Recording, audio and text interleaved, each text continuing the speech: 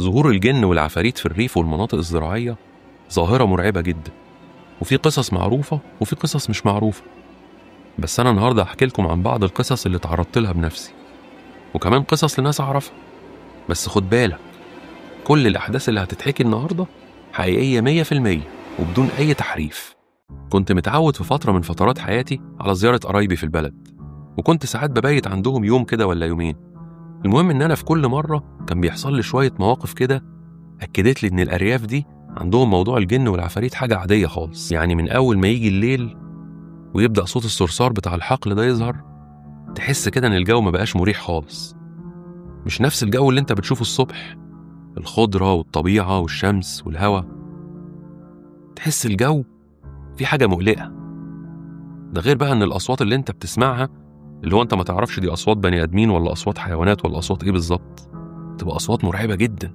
أول موقف حصل معايا وتعلق في ذهني بطريقة غير عادية هو إن إحنا لما بنبات عند قرايبي كنت بحب جدا إن أنا أركب الحمار. يعني كنت أخده وأفضل أتمشى بيه بالساعات، وكانت بتبقى حاجة ممتعة جدا. لحد ما في مرة كنت بتفسح بيه قرب المغرب كده، وأثناء ما هو كان ماشي راح واقف مرة واحدة. أحاول إنه أخليه يمشي، مش راضي خالص. حاولت معاه بكل الطرق، مفيش فايدة. وبعدين بدأ يطلع منه صوت كده اللي هو بينهق، بس الصوت كان فيه بحة غريبة شوية، بحة أول مرة أسمعها. وبعدين كمان كان بيدور وشه كده كأن في حاجة هو شايفها ومش عايز يبص عليها. فنزلت من عليه وحاولت إن أنا أشده عشان يمشي، ولكن هو زي ما يكون مغروس في الأرض، وقعد يعمل الصوت بتاعه ده بطريقة غير عادية. يعني الصوت تحس كده إن هو كأن صوت طفل بيعيط، مش صوت حمار أبدا يعني. المهم شوية كده وراح ساكت وبدأ يمشي عادي. فلما رجعته عند الحظيرة بتاعته سألت الراجل اللي هناك يعني إيه اللي حصل ده، ممكن يكون بسبب إيه. الراجل قعد يضحك وقال لي لا، ما تاخدش في بالك يا أستاذ محمد، ده تلاقيه شاف حاجة كده من اللي هي اللهم احفظنا، وهم لما بيشوفوا حاجة زي كده بيحصل لهم زي ما أنت شفت. هو طبعا أنا وقتها كنت عارف حاجة زي كده، بس دي كانت أول مرة أشوفها بعيني. الموقف التاني كان في راجل عجوز كده اسمه عم إسماعيل. الراجل ده كل البلد عارفة إن حياته كلها جن وعفاريت. أنا كنت ساعات بروح عشان أقعد معاه، لأني كنت بحب قوي الكلام في الحاجات دي. بس في كل مرة كنت بقعد معاه كنت بندم بعديها، لأني مش بعرف أنام ولا مارس حياتي طبيعي لمدة 2-3 كده بسبب الكلام اللي هو بيقوله. يعني في مرة كان بيحكي لي إنه خرج بالليل متأخر قوي عشان يروح يشوف حاجة في الأرض بتاعته، أرض زراعية. فلقى بنت لابسة أبيض وماشية وسط الزرع، كانت كل شوية بتختفي وتظهر في حتة تانية خالص، ولما كان بيحاول يروح عشان يمسكها كانت تختفي في ثواني. القصة بتاعته دي فكرتني بأسطورة النداهة، لأنها كانت نفس الأحداث بالظبط. بس الفرق في قصة عم إسماعيل دي إن البنت ما كانتش بتنده عليه، بس هو كان بيحس إن في حاجة بتجذبه إنه يروح لها. المشكلة الراجل ده سنه كبير قوي، يعني طبيعي جدا الناس دي تفتكر إنه بيخرف. بس في حاجة قالها لي حصلت قدام عيني. في مكان في أي منطقة ريفية اسمه الجنبية، يعني معناها الطريق اللي جنب الترعة، الطريق الجانبي يعني. المهم إن المكان ده بيكون لذيذ جدا في التمشية. فأنا كنت في اليوم ده بتمشى مع أخواتي وقرايبي، شباب كده مع بعضينا. فجأة سمعنا واحدة بتنادي على اسم واحد فينا. أنا ما فهمتش بصراحة، بس لقيت قرايبي كلهم بيطلعوا يجروا وهم خايفين. وفجأة لقيت واحدة ست عجوزة واقفة على حرف الترعة، بس كانت ملامحها مش باينة خالص. كانت عمالة تشاور بإيديها تقول لي تعالى هنا. لقيت قرايبي قعدوا يزعقوا لي ويقولوا لي عشان أجري معاهم. أنا كنت صغير ساعتها فجريت على طول من كتر الرعب، ومش هنسى الموقف ده أبدا. وبالرغم من إني مش فاهم، بس كان قلبي بيدق بطريقة غير عادية، وحسيت بخوف عمري في حياتي ما حسيته. وفي مرة تانية وفي نفس المكان برضه لقينا مجموعة كلاب بلدي كده، اللي هي الكلاب بتاعت الشارع دي، قاعدين يشدوا من بعض حاجة. ولما دققت النظر قوي اكتشفت إن الحاجة دي قطة. الغريب إنها كانت صاحية، يعني ما ماتتش بسبب الشد بتاعهم ده. انت لما بتشوف موقف زي ده بتحس الموضوع مش طبيعي، لأن انت بتبقى عارف الحيوانات ازاي بتتخانق مع بعضها، لكن اللي بتشوفه في المواقف دي بتحس كده إنها حاجة شيطانية شوية. يعني مثلا الموقف بتاع القطة والكلاب، المفروض تكون القطة ماتت من أول مسكة، ده شدنها بسنانهم وعمالين يشدوا فيها من بعض زي ما تكون حتة قماشة. إزاي عاشت بعد الكلام ده كله؟ القصة دي خاصة بأخويا. كان في مرة واقف مع قرايبنا وحصل موقف الحمار اللي هو حصل معايا ده لما كان بينهق يعني. بس المرة دي حصل حاجة غريبة جدا. فضل ينهق ويعمل أصوات وكان بيحاول يبعد عن المكان اللي هو فيه، بس هو كان مربوط، فقعد يحاول يفك الحبل بكل الطرق ولكن ما عرفش. وفجأة راح واقع على الأرض وقعد يرفص ويطلع صوت غريب، وبعد كده روحه طلعت. بيقال إن اللي حصل له ده بسبب إن في جن هو اللي قتله، خاصة إن الصوت اللي كان طالع منه وهو بينهق زي ما يكون صوت طفل بيعيط كده، يعني مش صوت حمار خالص. كده تعرف على طول إن في تدخل شيطاني في القصة، وده كلام معظم الناس هناك. وفي ليلة مش هنساها بصراحة، كنت نايم عند ناس قرايبنا، كل شوية الاقي خبط على الباب، كل شوية خبط بطيء يختفي ويظهر. ولما كنت اقوم افتح الباب كنتش الاقي حد، والاغرب ان وانا بفتح الباب احس كده ان في زي طيف كده بيجري بعيد عن الباب. ولما كنت اسال اي حد عن الموضوع ده كانوا كلهم يقعدوا يضحكوا على اساس انهم متعودين على الحاجات دي، وكانوا يقولوا لي ما تحطش في بالك يا عم، طنش. كله كوم بقى، والبيوت المهجورة دي كوم تاني خالص. يعني دايما المناطق الريفية دي بيكون فيه كده بيوت أصحابها سايبينها من زمان، أو مثلا أصحابها ماتوا وملهمش قرايب ولا أحفاد ولا أبناء، فبتبقى البيوت دي شكلها فظيع. يعني تشوفها من بره كده تلاقي الحيطة دايبة والخفافيش طايرة يمين وشمال حواليها، مناظر بتكون مرعبة جدا. وكمان الأصوات اللي بتطلع من البيوت دي بتبقى أغرب وأغرب. عايز أقول لكم إن إحنا مرة أنا وقرايبي، ما إحنا كنا عفاريت زمان وإحنا صغيرين، قررنا إننا ندخل بيت من البيوت دي. أنا زمان كنت بخاف، بس لما أنت بتبقى في وسط مجموعة كده خلاص الخوف بيروح وبيجي مكانه روح المغامرة. المهم قررنا إننا ندخل البيت ده بالليل، وبالتحديد الساعة 12. كنا رايحين أنا و3 من قرايبي، كانت أعمارنا مختلفة، يعني في واحد أكبر مني وفي واحد أصغر مني وفي واحد قدي في السن. عايز أقول لكم إن البيت ده من بره كان شكله يخض أي حد، يعني لما تقف قدامه كده تحس بالرهبة والخوف. وإحنا بنقرب على البيت لقيت واحد من قرايبي بيقول لي إن هو حاسس إن حركته تقيلة شوية.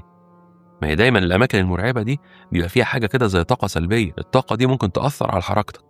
المهم دخلنا من باب البيت اللي هو أصلا ما كانش موجود، مفيش باب أصلا، الباب دايب من سنين والخشب بتاعه متاكل كله، وطبعا كل العفش اللي جوه على الخشب، يعني لو في كنب ولا سراير ولا كده موجودة بس مفيش عليها أي حاجة قماش، أصلا كل القماش اللي في المكان تقريبا الفيران واكلاه. وطول ما انت ماشي بقى الفيران تجري حواليك يمينك وشمالك وتدوس على رجلك عادي خالص. ده غير أصوات الخفافيش بقى المتعلقة على الحيط. احنا كان معانا كشاف واحد بس هو اللي منور لنا المكان.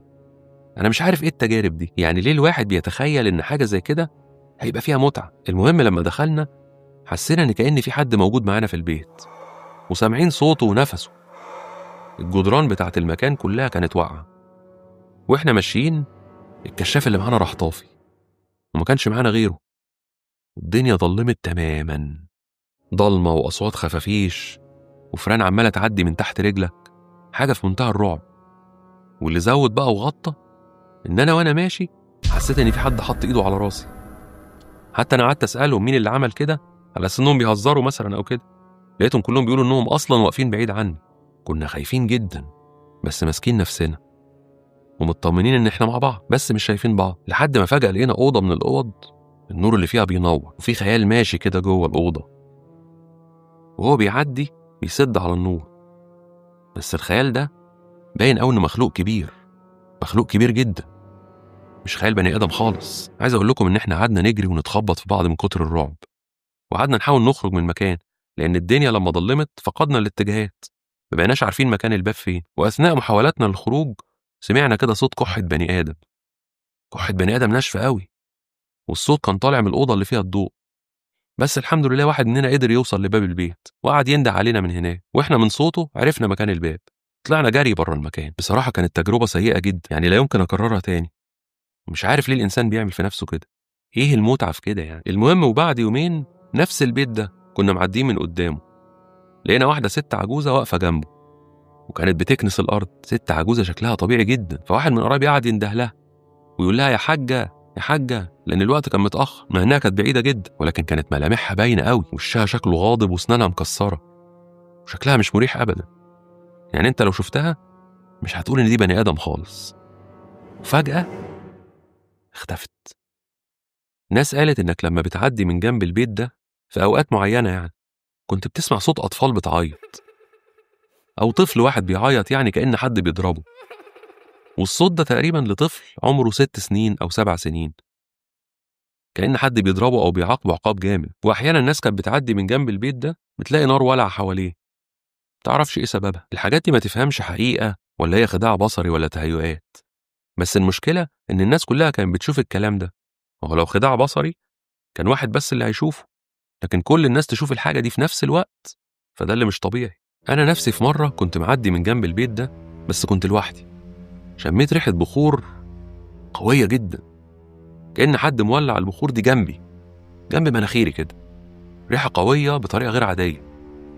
هو أصلا البيت من بره شكله مش مريح نفسيا، يعني لما تبص عليه كده تحس إن هو مكان من العالم الآخر. وكل ده كوم، وفي مرة وإحنا معديين من جنب نفس البيت بالليل كده على الساعة 9 أو 10 مساء، لقينا شوية كلاب كده اللي هم الكلاب بتاعت الشارع دول ملمومين حوالين البيت بطريقة غريبة جدا، وعمالين يزوموا كأن في حاجة في البيت مضايقاهم. عارف لما تيجي ماشي في شارع كده من اللي هو مليان كلاب ضالة ده وتلاقيهم طلعوا يجروا وراك وانت راكب العربية؟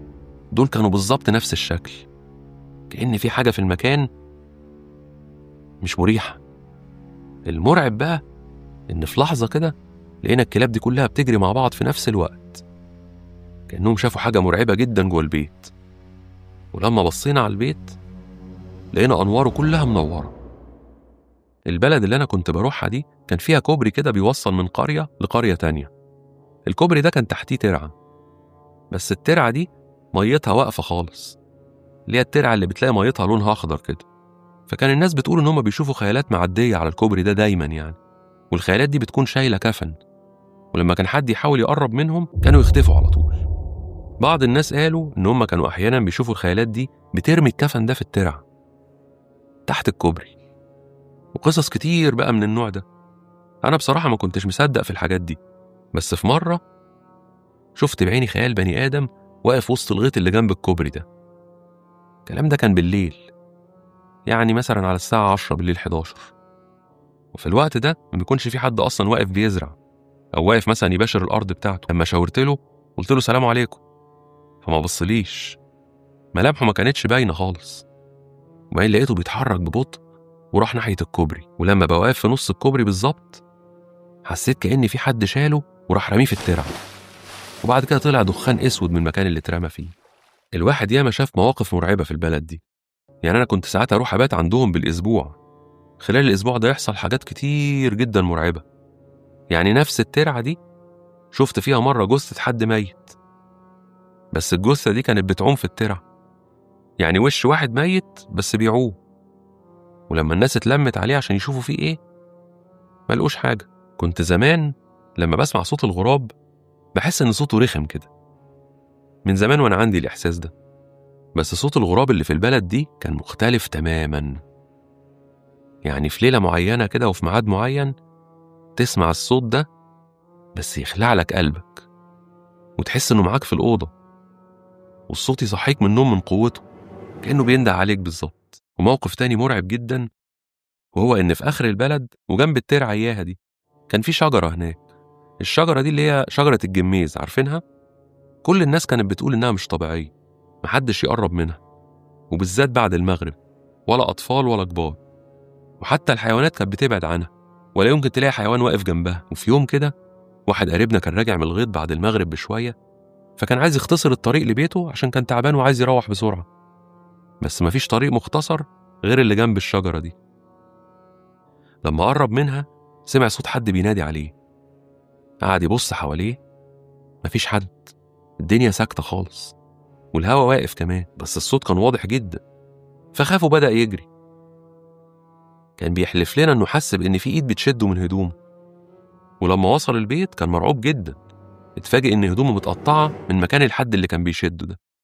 ومن يومها محدش بيقرب من الشجرة دي، وكان اي حد يجيب سيرتها، يعني يتكلم عليها او يجيب سيرتها، بس جسمه يقشعر على طول. الغريب بقى ان نفس الموقف ده اتكرر مع واحد تاني بعدها بسنة، بس بدل ما يسمع اسمه سمع ست بتضحك بصوت عالي، وانتشرت الخرافات دي في البلد وكل الناس بقت مصدقاها. فأنا لما حكولي القصص دي كان عندي فضول إن أروح أشوف شكل الشجرة دي عامل إزاي، بس بصراحة لما شفتها ومن بعيد كده حسيت إنها مش شجرة عادية خالص، دي كأنها بني آدم مزروع في الأرض. شكل الجذوع بتاعتها غريب، وطبعا ما كانش فيها ورق خالص، والجذوع كمان كان شكلها شبه شرايين البني آدم بالظبط، والجذع حجمه غير عادي، شكلها صعب جدا. لما تشوفها من بعيد هيحصل لك حالة رعب غير مفهومة، ومش هتقدر تستحمل حتى إنك تقرب منها.